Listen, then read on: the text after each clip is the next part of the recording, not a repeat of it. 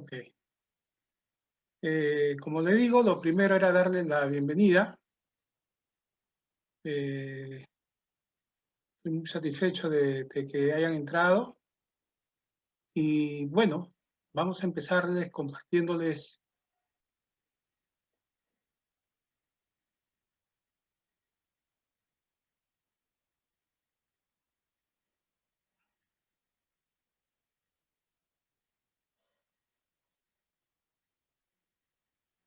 Ok. Bueno, el tema del día de hoy es la República Aristocrática. Es el tema de la clase número 1 que está en el libro del curso y hace una referencia a una época de la historia del Perú. La República Aristocrática es una etapa de la historia peruana que el historiador Jorge Basadre llama de esta manera por una serie de características, ¿no? No se olviden ustedes de que estamos hablando de un periodo donde antes habían gobernado los militares. Después de la guerra con España, el Perú se queda lleno de lo que son los caudillos. Estos caudillos gobiernan durante muchos años y prácticamente no se les opone nadie.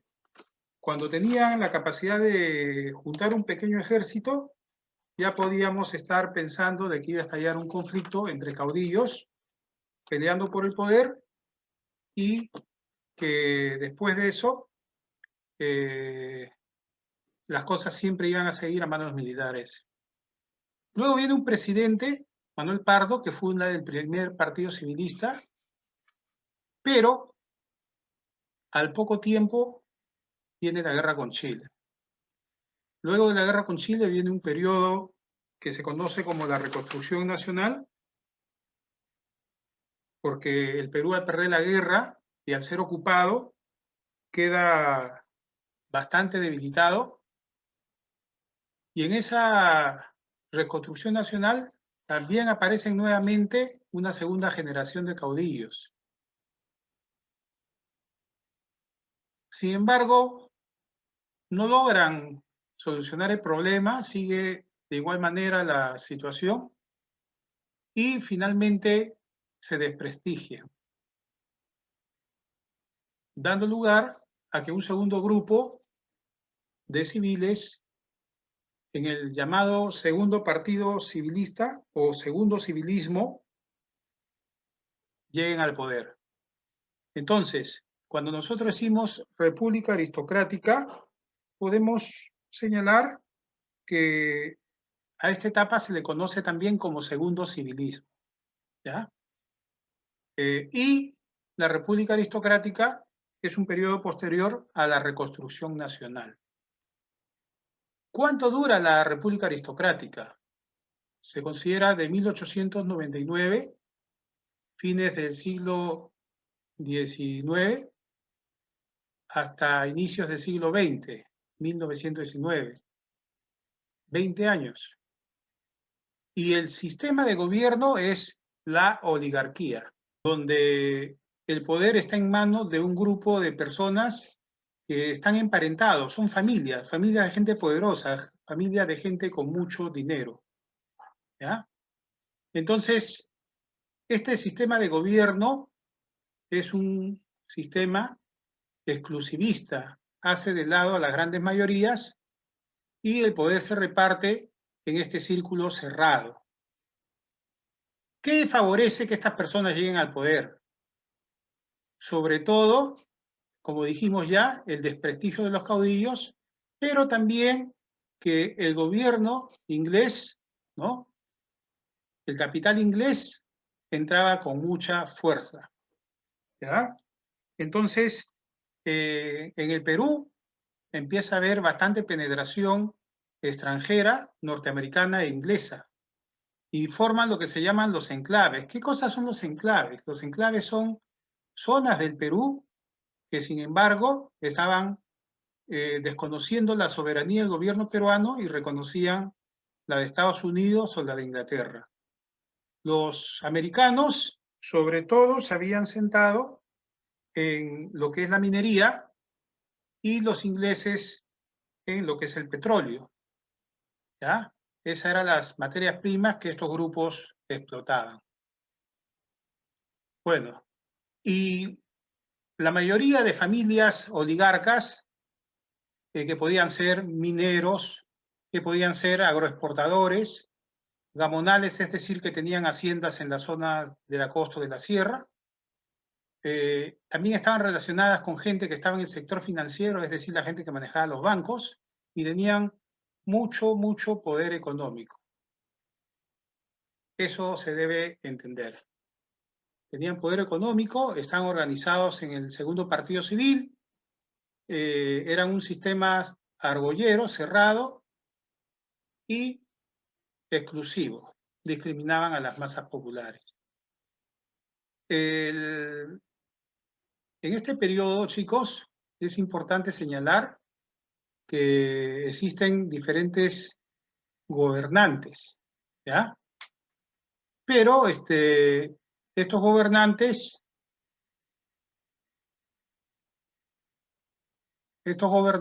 los podemos tener acá, son los gobernantes de la República Aristocrática. Tenemos a Nicolás de Piérola, que gobierna de 1895 a 1899, López de Romaña, que lo hace del 99 a 1903, Manuel Candamo, que lo hace del 93, del 1903 al 1904, un solo año, Pardo y Barrea, que tiene 2 gobiernos, el primero dura 4 años y el segundo también logra durar los 4 años. Leguía, que gobierna en este periodo 4 años, Wilbur, y finalmente un golpe militar con Óscar Benavides. Esos son los gobernantes que pertenecen a este periodo. Para sintetizarlo, repetimos, características, es un gobierno de la oligarquía. ¿Qué cosa es la oligarquía? Un grupo de familias que se reparte el poder, que deja de lado a las grandes masas populares. Gente que vivía entre Europa y el Perú, haciendo viajes de placer. Hasta ahí es la explicación del tema de la República Aristocrática para que puedan ustedes resolver la actividad del cuaderno. En la República Aristocrática tenemos nosotros, como dijimos, gente dedicada a la agroexportación. Entre esas personas, muchas se dedicaban al negocio del azúcar, eran los famosos varones del azúcar. Otros estaban pues en la parte de la agricultura exportadora, especialmente en las haciendas de la costa, y el sinónimo de república aristocrática es segundo civilismo. ¿Ya? Chicos, ¿qué podemos decir del hecho de que existan los enclaves? Cuando un país cede su soberanía a empresas extranjeras, está entregando a la nación. Eso es lo que podemos decir, ¿ya? Entonces, en este caso, estamos hablando de un gobierno entreguista, un gobierno que no le interesaban los peruanos, que no se sentían identificados con las grandes mayorías indígenas que habían en la época y que miraba con ojos románticos a Europa, ¿no? Se acercaban mucho a ellos, querían vivir como los europeos y tenían muchísimo dinero, ¿ya?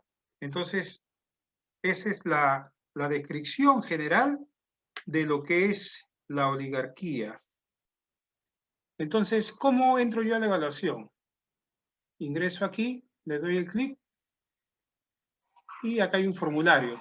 Cuando yo dé la República Aristocrática, me va a mandar al formulario y debo contestar. ¿Se entendió? Sí, ya me uní. Ok. Entonces, hasta ahí no hay ninguna duda. ¿Ya? No. vuelvo a repetir, para entrar al formulario de evaluación,